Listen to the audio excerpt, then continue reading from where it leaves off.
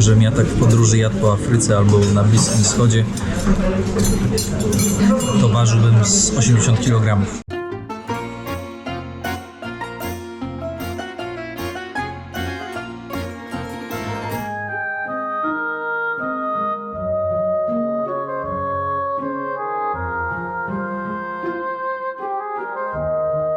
Witam Państwa z bliskiego państwa. Dziś będzie odcinek z Supraśla. Tak jest, z Supraśla jedziemy na -1. Przedstawię Wam Srebrzaka. Tan. To jest Srebrzak, auto, które zakupiłem po to, żebyśmy mogli więcej zobaczyć. Zarówno ja, jak i wy. Moi drodzy, zauważcie, bo kupując mieszkanie, kupiłem też platformę postojową, ale zauważcie, jaki to jest platforma. To nie jest miejsce takie stałe. Zobaczcie, pokażę wam, o co chodzi. Miejsce normalne parkingowe byłoby takie, a platforma, którą zakupiłem, pierwszy raz w ogóle takie coś widziałem w życiu, że coś takiego jest, to jest coś takiego. Tutaj będzie lepiej widać. Srebrzak elegancko się prezentuje. Ja nie jestem osobą, która potrzebuje do jazdy Lamborghini. Dla mnie, aby jechał i aby na głowę nie kapało. Platforma wygląda w ten sposób. Jeżeli ktoś chce tam wjechać, bo tam jeszcze są 2 miejsca, to musi tutaj kluczyk trzymać, aż platforma się podniesie i dopiero wtedy może sobie wjechać bądź wyjechać. Ostatnio sąsiad nie obniżył, bo ogólnie jak podniesiesz tą platformę, to trzeba ją, rzecz jasna, moi drodzy, opuścić, żeby te siłowniki hydrauliczne nie były pod obciążeniem, ale sąsiad coś nie rozkminił. No, więc tak. Srebrzak. Miejmy nadzieję, że do Supraśla dojedzie. Autko w gazie, benzyna, gaz i 1.8 silnik. Elegancko, można jeździć. Oczywiście no nie jest ideałem, ale jedzie, najważniejsze, prawda? No i co? I chciałem powiedzieć, że teraz ruszam do naszego nowego tematu, odcinka 15 km niespełna. Daj Boże, aby jacyś autostopowicze byli, to wtedy ich zabierzemy. Ty, rezerwa się pali, ale spokojnie jest. Tu jakaś tu lampa się, od sondy lambda. Poszedł, nie ma, że nie zapali zastrzała, no ale w garażu stoi, to jak ma inaczej. Lecimy.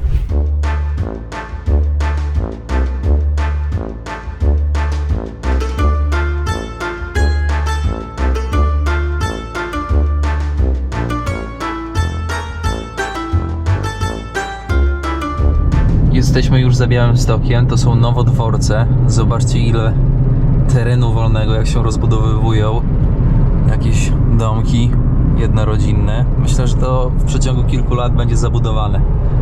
Ale ta zieleń na Podlasiu to jest właśnie to, po co tutaj przyjechałem ja i Haneczka.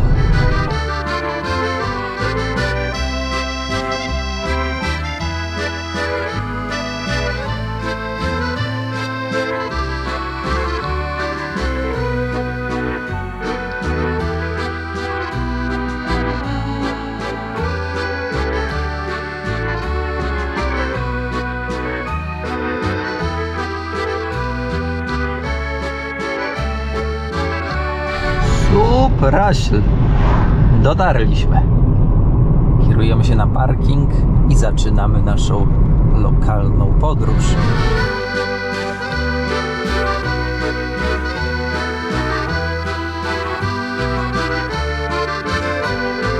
Ale daje słońce. Nagrywam ten materiał w weekend, więc możliwe, że oglądacie go dosłownie po weekendzie albo jeszcze w weekend. Tego jeszcze nie wiem, bo nie wiem, na ile będę mieć sił, żeby go zmontować. Ale jesteśmy w Supraślu, w miejscu, w którym znajduje się monaster Najświętszej Marii Panny z XVI wieku, który jest, powiedziałbym, jednym z ważniejszych dobytków prawosławia. A ktoś zapyta od razu tak: kierowniku, Paweł, nie świruj, kierowniku, a ilu jest prawosławnych w Polsce? Moi drodzy, niewielu. Można powiedzieć, że procentowo to jest jakieś 1,5%. W skali 38 milionów populacji Polski to daje, to 1,5%, to daje jakieś 500 000 wyznawców prawosławia. Malutko. Najwięcej jest wyznawców katolicyzmu, co jest naturalne.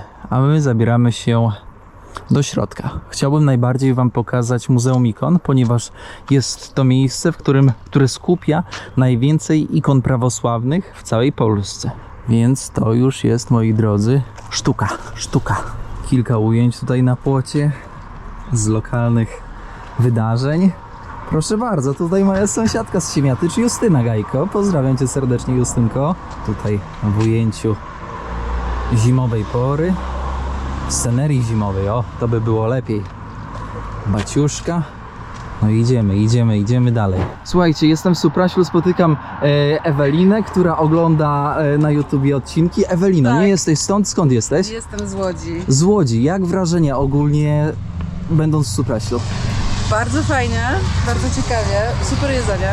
Polecam spróbować miejscowe przysmaki. Na przykład? Kartacze, babka ziemniaczana.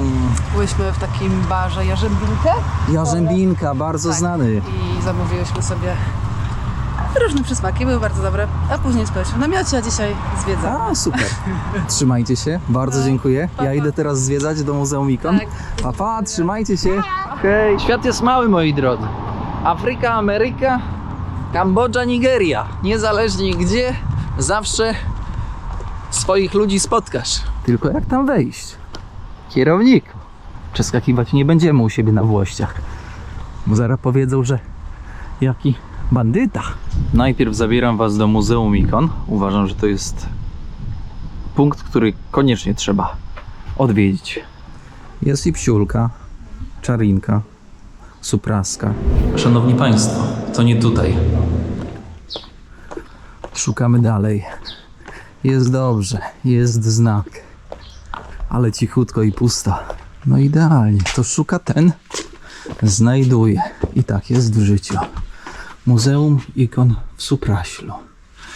Godziny i dni otwarcia. Proszę sobie film zatrzymać i przeczytać. Zobaczcie, nawet w drodze do kasy można aloesa kupić. Aloesa to mamy ogromnego w domu. I tutaj jeszcze jakieś inne sukulenty są. A tutaj mamy co? To jest skrzydłokwiat. Tutaj jest jakiś sukulent. No dobra, idziemy, bo ikony idziemy oglądać. Proszę tutaj zobaczyć święty Jakub Zebedeusz. Jest napisane deska tempera. Deska, to wiecie co to oznacza? Tempera to jest pigment, który został stworzony na bazie żółtka jajecznego. Proszę zobaczyć również, jakie te barwy są soczyste i te kolory naprawdę są takie ciepłe, przyciągające. Chrystus Pantokrator. Każdy kolor ma swoją symbolikę. Kolor biały będzie kolorem czystości, kolor czerwony będzie kolorem krwi i trudów. Kolor niebieski reprezentuje niebo, mądrość boską. Kolor zielony reprezentuje życie wieczne, mądrość. XVIII-XIX wiek, ikona przywieziona z Rosji. Smoleńska ikona Matki Bożej. XIX wiek, ikona przywieziona również z Rosji. Arabska ikona Matki Bożej. Zobaczcie, jaka różnorodność. Tutaj opowiadają, jak powstają ikony. Naniesiono na ikonę odpowiednio ochrą, fulmentem bądź mikstionem. Następnie polewa się je czystym alkoholem i za pomocą specjalnych przyborów kładzie się na nie złoto. Przyciskając watą, a następnie lekko przystukując, czeka się na pełne wyschnięcie pozłoty, po czym można przystąpić do jej polerowania. Pracę z kolorem poprzedza długotrwały proces przygotowania pigmentów naturalnie występujących w przyrodzie. Zwróćcie uwagę, jakie te ikony są mroczne. Krzyżyki. XII-XIII wiek. Jeszcze z Byłej Rusi.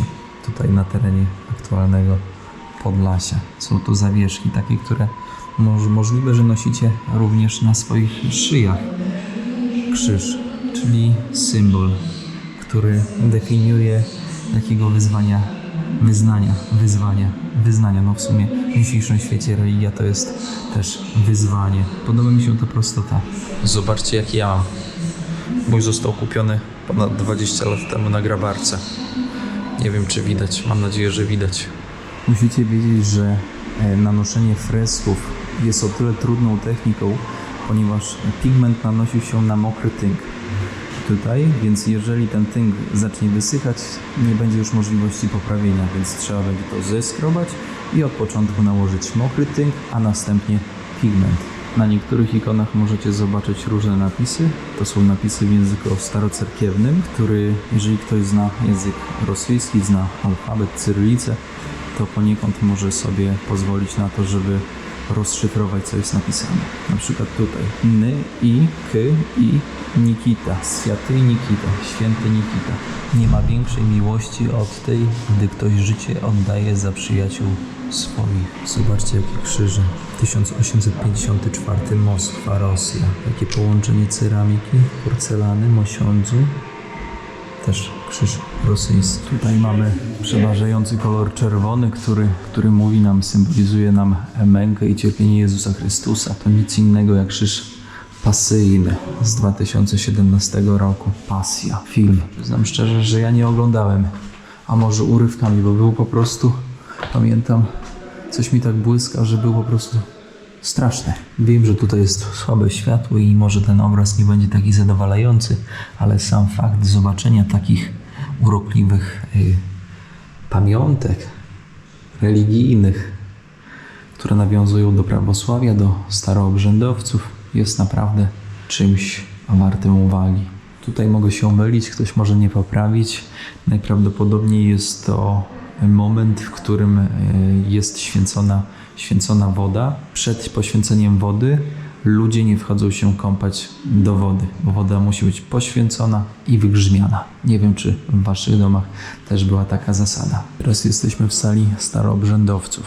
Jakby ktoś zapytał kierowniku, kim są staroobrzędowcy? Staroobrzędowcy to odłam prawosławia, który nie przyjął zmian wprowadzonych na soborach.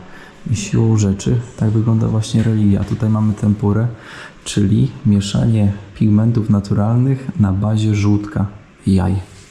Proszę, zobaczcie, jakie wyraziste kolory. XVII wiek. Tutaj mamy świętego Pawła z 1962 roku. Święty Paweł po podróży po Afryce wrócił do domu. Taki nieuśmiechnięty. Dobra, proszę zachować powagę. Tutaj mamy Chrystusa Pantokratora. Cóż to znaczy? Pantokrator to jeden z najważniejszych tytułów przedstawiających Jezusa Chrystusa w sztuce. W muzeum znajduje się 1200 ikon, głównie z Rosji, z Grecji, no i rzecz jasna z Bałkanów. Kiedy będziecie na Podlasiu, koniecznie przyjedźcie do jakiejś małej cerkwi, na przykład do cerkwi w Zubaczach. Szanowni Państwo, jesteśmy już po zwiedzaniu Muzeum Ikon i jeżeli będziecie w Suprasiu, to koniecznie, ale to koniecznie przyjedźcie tutaj odwiedzić to miejsce wyjątkowe na mapie Polski, na mapie Podlasia. Idziemy dalej. Zobaczcie, jakie widoki. Ja sobie szamię jabłuszko. Zobaczcie, jakie widoki. Można sobie spływkę jakowy urządzić. No to co? Test z geografii. Jaka to jest rzeka? Rzeka, która przepływa przez Supraśl. No rzecz jasna, rzeka Supraśl.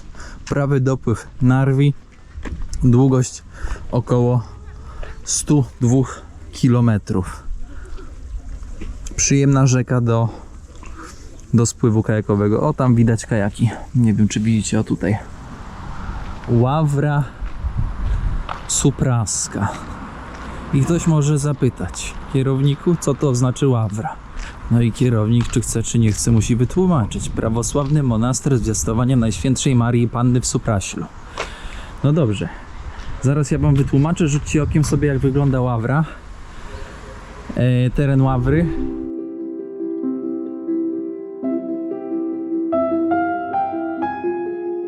A my się skupimy na tym, co jest w środku. Wejdźmy, zobaczmy, co trzeba zrobić, żeby wejść. Czy trzeba mieć jakiś protektorat? Godzina 14. Do godziny 14:30 muszę poczekać. Poznał mnie widz tutaj, będąc w sklepie z pamiątkami, a obok był brat, który tutaj jest w monasterze, bo tutaj jest męski monaster, jeden z 5 w Polsce. Zapytałem brata, czy mogę wejść, ponagrywać, pokazać wam monaster od środka, ławrę supraską z XVI wieku, ale brat powiedział do mnie tak: bracie, bardzo małe prawdopodobieństwo, że się uda. Bardzo małe. Najpierw trzeba o zgodę do wyżej postawionego. No i jak wyżej postawiony wyrazi zgodę, no to może coś z tego będzie. Ale nie ma nic tak z biegu. A wiecie, że ja z biegu wszystkie materiały robię. Więc mówię do brata: bracie, jak ja bym sobie pluł w brodę, jakby brat nie zapytał. Proszę powiedzieć, że jak to daleko przyjechał Tomasz Jakimiuk, taki i taki, niech sprawdzi na szybko, no i daj Boże, żeby się zgodził. No i czekamy, pół godziny poczekam, jak nie, no to opowiem wam krótką historię tej ławry poza murami niestety. Będę się cieszył, jeśli będzie można wejść jednak do środka, bo to jest ogromna wartość dodana. To jest dzwonnica, nie będę wam swojej facjaty jeszcze pokazywał. Udało się wejść, w sensie możemy nagrywać brata, który będzie nas oprowadzał. Tutaj suknię mi dał, żeby kolana zakryć, ale niestety nie będzie takiej prywatnej wycieczki, w której mógłby opowiedzieć troszkę więcej, tylko będziemy iść tutaj z całą grupą. Naszym przewodnikiem dzisiaj będzie brat Jan. Zdradzi nam kilka sekretów o ławrze supraskiej. Drodzy goście, bracia i siostry, witamy Was na terenie naszego monasteru, czyli prawosławnego, męskiego klasztoru w Supraślu pod wezwaniem blagowieszczenia, zwiastowania i dobrej nowiny. Najstarszy, najważniejszy dzisiaj prawosławny klasztor w Polsce. Historycznie drugi co do ważności w tej części świata i ostatni bizantyjski klasztor na świecie.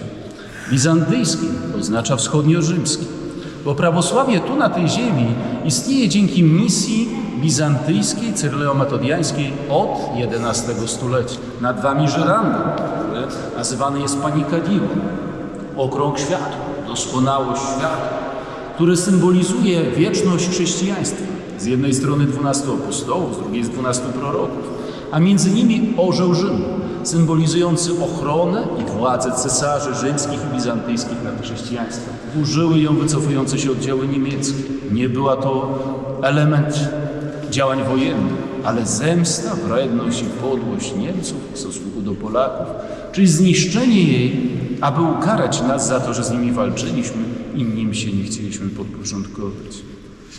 Obecna, której jesteście, odbudowuje się od 40 lat, na jej wzór i podobieństwo, zdatków, dzięki dobrym ludziom, których Bóg tu posyła, prawosławnym, katolikom, niewierzącym.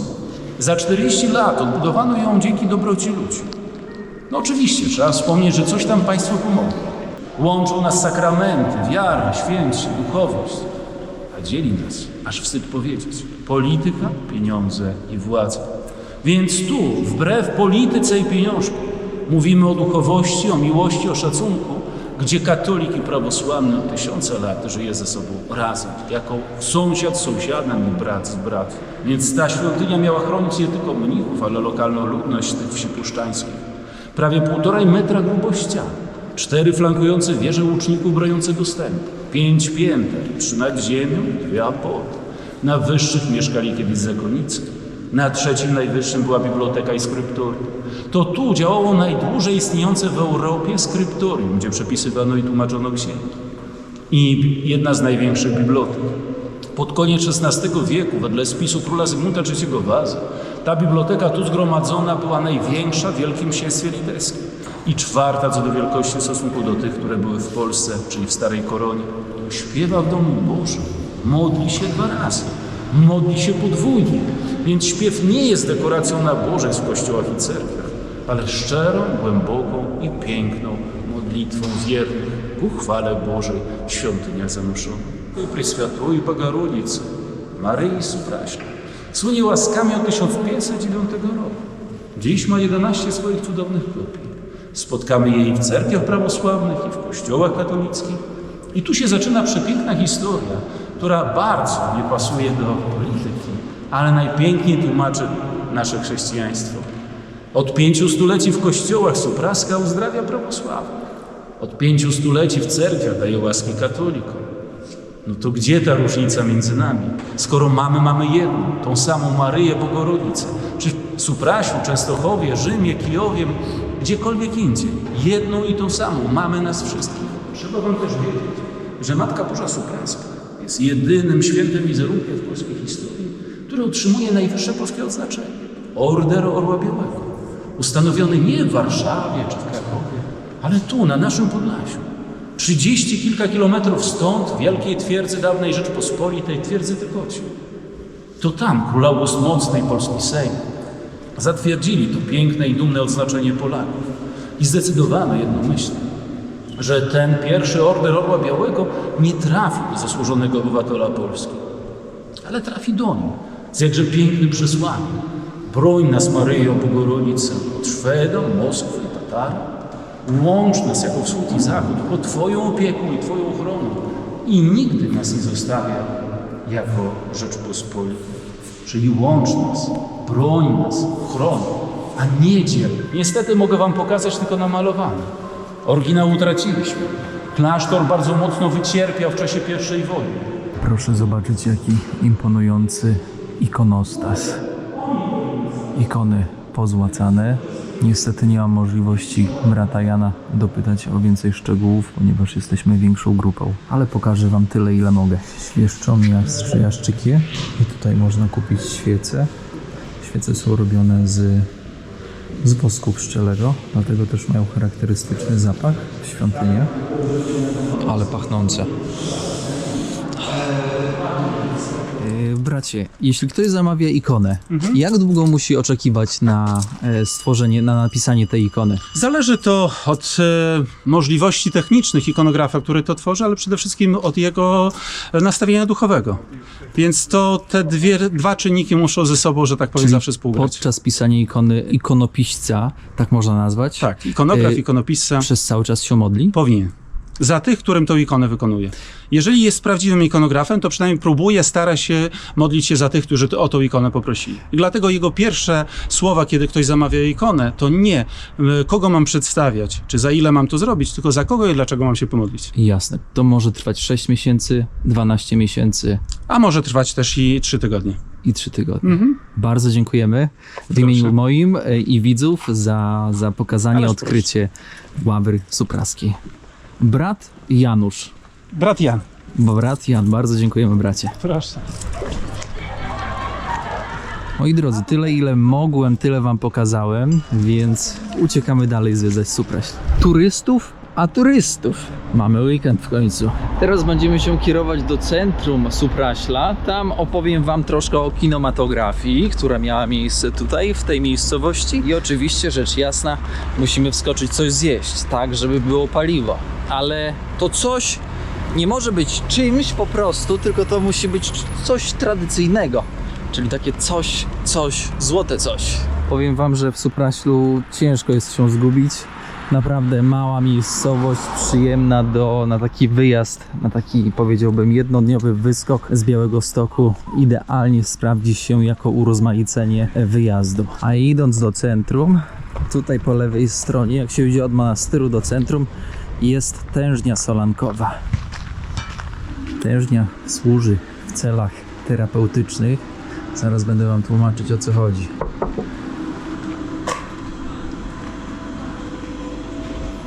Ale świeże powietrze. Co tu mamy? Oczyszczając układ oddechowy, dotleniamy nasz organizm. Zdrowi, poprawiają wydolność organizmu chorych, leczą dolegliwości. Sól, która parując pozostawia masę minerałów. Inhalacja, oddychanie. Faktycznie w powietrzu czuć taki słony posmak na języku. Od 30 do 60 minut. Tak wygląda konstrukcja, moi drodzy. Każdy może sobie wejść, usiąść i złapać trochę zdrowia. Czuje pani sól na języku? Tak. No właśnie, ja też.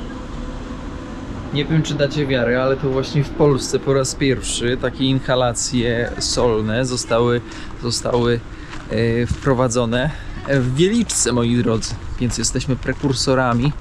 No ale sól, jak wiecie, ma ogromny wpływ na nasze zdrowie. Dlaczego tak mówię? Ponieważ wystarczy pojechać na północ, nawdychać się nad Bałtykiem naszym pięknym i człowiek od razu zdrowszy. A jak z tężni wyjdziecie, na urząd miasta spojrzycie, to nad urzędem sobie rodzinka bocianów. 3 akurat pod moją nieobecność, znaczy w czasie mojej obecności, no nieobecności, obecności, moi drodzy. 3 bociany, serdecznie pozdrawiamy. Klekotniki podlaskie. Supraśl, uzdrowisko pachnące sosnami. Nie tylko widać sól, ale i sosny. Nie wiem, czy wiecie, ale ten, kto dłużej na kanale, ten wie, że ja medycynę niekonwencjonalną. Zioła, natura to jest to, co będę promować do końca swoich dni. A te wszystkie farmakologie to ja będę zawsze nie do końca tępić, bo czasami trzeba, ale zawsze stawiam na naturę. Tutaj Kościół katolicki Najświętszej Marii Panny. Proszę, my idziemy w tąże stronę, a tutaj kolejny kościół. Cerkwi i kościołów dużo. Proszę zobaczyć. Poziom drogi, a gdzie okiennice? Tak się droga podniosła. I posterunek policji w Supraślu, moi drodzy. A tutaj obok posterunku mamy Teatr Wierszalin. Słuchajcie, zapukajmy. Raz, dwa, trzy. W Teatrze Wierszalin odbiera Dzień nas. dobry. Dzień dobry, Adrian? Adrian, tak. Dzień dobry, Witam. Tomasz. Dzień dobry, cześć, witaj. Tak z sandała prosto, czy możemy się rozejrzeć? Zapraszam serdecznie. Co dzisiaj gracie? Będziemy dzisiaj grali spektakl Ślub w reżyserii naszego dyrektora Piotra Tomaszuka. Teatr Wierszalin jest takim teatrem alternatywnym. Tak, jesteśmy teatrem alternatywnym, ale czerpiemy z różnych tematów, czy Mickiewicza, Dziady. Mamy teraz właśnie Ślub według Witolda Gombrowicza, także przekrój jest szeroki. To jest Cytra, ale Cytra nie pochodzi z Polski. Ta akurat jest chyba niemiecka, dosyć pochodzi z Wiednia i po Wow. prostu gra się na niej. Adrian komponuje. Tak, komponuje muzykę do spektaklu i gra się na niej po prostu szarpiąc. Można w nią pukać. Można po niej smyczkiem. No i to jest właśnie alternatywne. Piękne. Poprzyciągać, także wykorzystujemy instrumenty jakby w różnych postaciach i czasami gramy na nich niekonwencjonalnie. A zagrasz na akordeonie? To jest takie, powiedziałbym... Wiesz co, zagram ci na innym instrumencie. Dobrze. To może być ciekawsze. Bo akordeon to wszyscy znają. Znacie akordeon? Tutaj jest nasza pracownia techniczna, tu powstaje scenografia.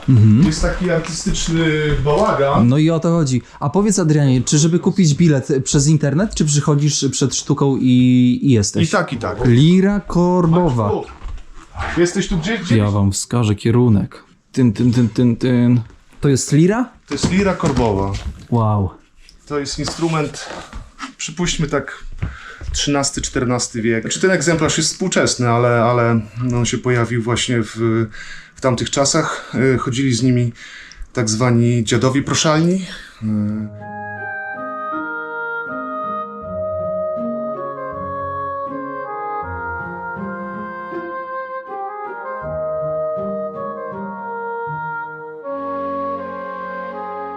Którzy to właśnie dziadowie odprawiali swoje rytuały, śpiewając i grając na tym instrumencie. Mówimy tutaj o dziadach, na przykład z Mickiewicza, tak? To są ci sami. No i to mam nadzieję, że ona jest w miarę nastrojona. No wygląda kosmicznie, powiem szczerze. Pierwszy raz widzę lirę korbową. Jestem przeciekawy, jak brzmi. Mam nadzieję, że zabrzmi dobrze, bo dawno nie stroiłem jej.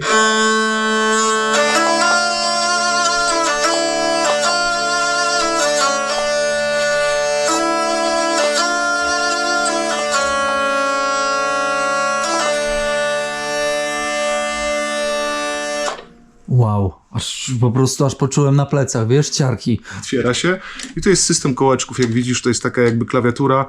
Dźwięki są rozłożone tak samo jak na klawiaturze fortepianu. I opuszczamy strunę melodyczną i gramy.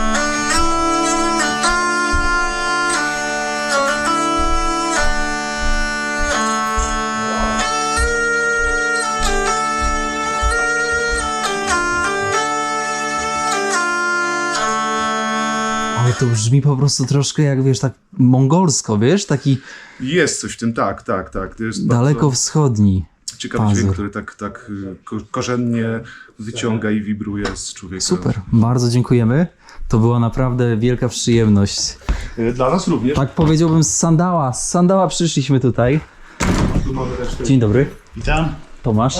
Adrian pokazał nam duszę Teatru Wierszalin. Nie sądziłem, że będzie to takie proste, żeby się dostać do środka i pokazać wam od środka. To nie jest takie proste, jak widzieliście na przykład na przykładzie monastyru. Ogólnie tworzenie reportaży, pokazywanie różnych atrakcji, miejsc od środka, czyli tak jak najbardziej lubię, nie jest takie proste i trzeba liczyć się z tym, że niekiedy te drzwi są po prostu zamknięte i nie można otworzyć ich żadnym sandałem.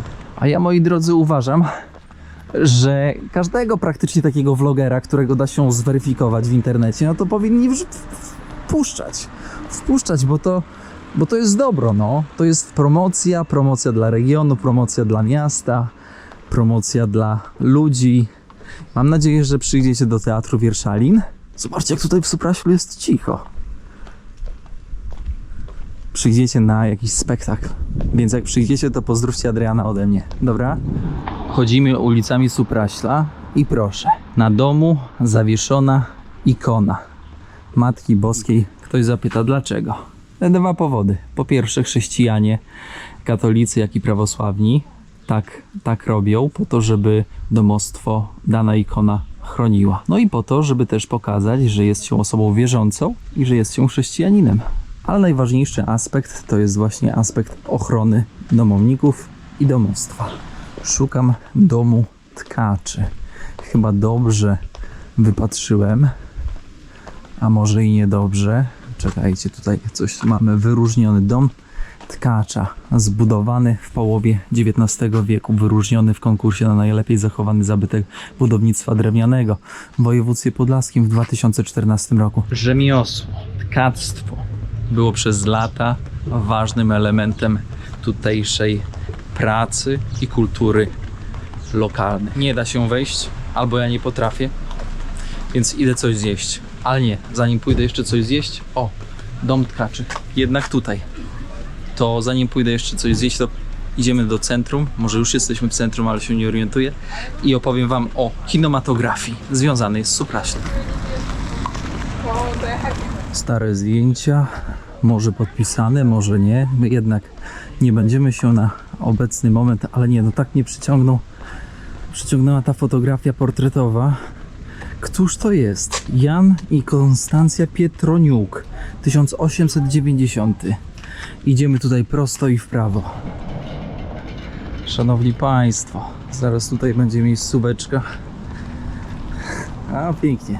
Zaraz tutaj będzie miejscóweczka, w której kręcono u Pana Boga za piecem. No i Biedronka na lewo. Byłam w kościele kilka razy i słyszałam, co ksiądz wygaduje. A co ja takiego znowu wygaduję? A nic, tylko tradycyjne wartości, co my tu z dziada pradziada wiemy i to jest dobre. A to co nowe, to podejrzane. U Pana Boga za piecem. 1998 rok, jeśli się nie mylę. Jeśli się mylę, proszę mnie poprawić i nie mieć za złe. Młody Rosjanin przekracza granicę, dociera na ziemię polską, na której zostaje okradziony, a następnie, tak w skrócie oczywiście telegraficznym, następnie próbuje dochodzić swoich praw w Królowym Moście nieopodal Supraśla. Oczywiście sceny z Królowego Mostu były nagrywane, w sensie akcja się tam działa, ale sceny były nagrywane również w Supraślu. A świat tymczasem do przodu pędzi. Tylko tego ksiądz nie uczy. Do przodu, tak? Wiadomo, że świat dokądś idzie. Ale czy to jest do przodu? A może do tyłu? Albo w bok? I idziemy w kilku miejscach w Supraślu, ale chcę wam pokazać ten posterunek, ten słynny posterunek policji, który miał okazję zaistnieć w filmie. No i mamy. Zobaczcie, jak tutaj cichutko jest i posterunek. A kto największą władzę miał w tamtym czasie? Sprawiedliwości mógł dochodzić? Moi drodzy, nie policjant. O nie. Największą władzę w tamtym czasie miał ksiądz. Baciuszka też. A tutaj mamy Centrum Kultury i Rekreacji. W ogóle polecam wam obejrzenie tego filmu. No i tutaj, jeśli ktoś by chciał kupić chatę naprzeciwko posterunku z u Pana Boga w Zapiecem, to na sprzedaż jest. Numer zostawiam na filmie. A może kogoś zainspiruje i może ktoś będzie chciał kupić z widzów. Tutaj również kręcono serial Blondynka, który ma 9 sezonów i 108 albo 109 odcinków. Robi wrażenie. Pozdrawiam serdecznie widza Mariusza. Czołem Mariusz, trzymaj się, cześć. Słuchajcie, widzicie jaki świat jest mały? Nawet w Supraślu widza swojego spotkałem, co cieszy serce i duszę. Nie wiem, czy wiecie, ale tutaj w Supraślu znajduje się Państwowe Liceum Sztuk Plastycznych imienia Artura Grottgera. No więc jeżeli macie swoje pociechy, jakbyście chcieli wysłać do przybytku, który nauczy wasze pociechy plastycznego rzemiosła, to w Supraślu można. Czas na końcowy etap tego odcinka, czyli wizytę w jednym z najbardziej znanych miejsc gastronomicznych w Supraślu, czyli w barze Jarzębinka, który ma, uwaga, 4,7. Mam nadzieję, że w przyszłości, jak będziecie to oglądać, to się nic nie zmieni. 4,7 na 5, takie ma oceny, czyli to jedzenie musi być naprawdę dobre. Więc to jest idealny strzał, żeby zakończyć odcinek i pokazać wam jakieś regionalne danie. Coś wybierzemy. O nie, zobaczcie jaka jest kolejka pod tą Jarzębinką. Tragedia, gorzej niż tragedia. To powiedziałbym jest... świat się zawalił. Nie mam innych słów. Słownica mi zabrakło. O nie. Bar Jarzębinka. A to jest właściciel. Pan jest właścicielem, pani nie jest? Współwłaścicielem to jest typowo bar rodzinny. Mama ten bar otworzyła 19 lat temu z jedną panią, teraz praktycznie cała rodzina. Czemu Jarzębinka? Dlaczego? U mamy na ulicy rosły po jednej i po drugiej stronie drzewa jarzębina. Stąd nazwa Jarzębinka. Również na wystrój jest cały w jarzębinach. Panie Janie, co pan poleci do zjedzenia? To zapraszam. Taka regionalna kuchnia, czyli mamy kartacze, podajemy to na różne sposoby, podajemy, kartacze są takie pyzy owalne, na siłowie kartacze, w stronę Wilna, Suwałk mówi się cepeliny.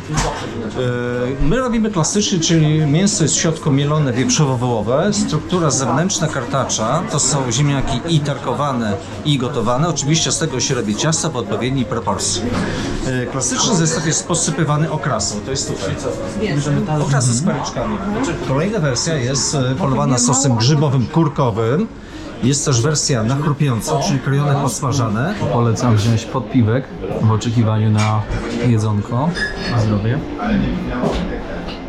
Panie Janie, czy taki podpiwek robicie sami tutaj? Tak, oczywiście. Kiedyś w domach się robiło podpiwek na święta, jako napój, jeśli nie było różanych, nie było napojów kolorowych. I robiło się własne produkcje, np. kompoty, podpiwki. Również podpiwek był napojem, który robiło się na żniwa jako napój chłodzący, no bo to jest na fermentacji nasion jęczmienia z drożdżami i to jest napój bezalkoholowy, podawany po krótkiej fermentacji, oczywiście schłodzony, on ogólnie gasi pragnienie. Na Podlasiu robi się dwa rodzaje napojów. Robi się podpiwek, robi się kwas chlebowy, który jest bardziej wytrawny, robi się też podpiwek, który jest mniej wytrawny, nawet dzieci to piją. Pierwsza na warsztat idzie pajtka z chlebem, pajtka ze smalcem i ogóreczkiem.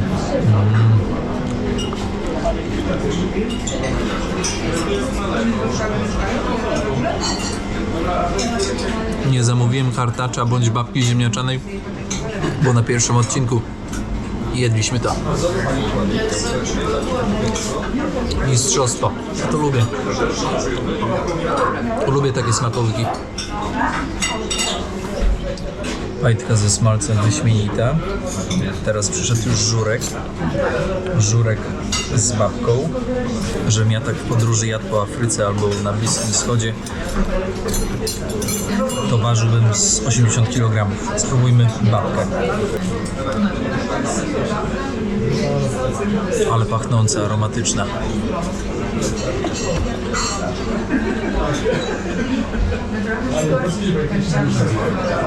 Pysznie. Żeby w Afganistanie takie rzeczy serwowali. Czas na żurek. Czas na zupę polską. Jajko, kiełbaska. Jest. Tak jak powinno być. Testujemy.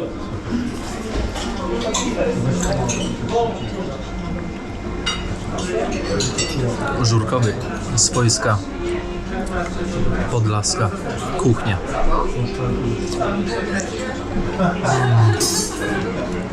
Biała kiełbaska, podstawa.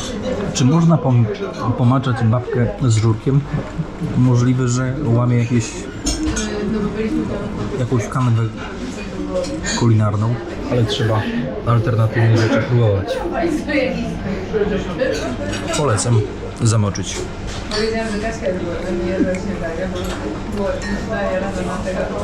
Szanowni Państwo, to był ostatni etap naszej podróży po Supraślu. Bardzo dziękuję za uwagę, za to, że spędziliście czas razem ze mną tutaj, w tym mieście na Podlasiu.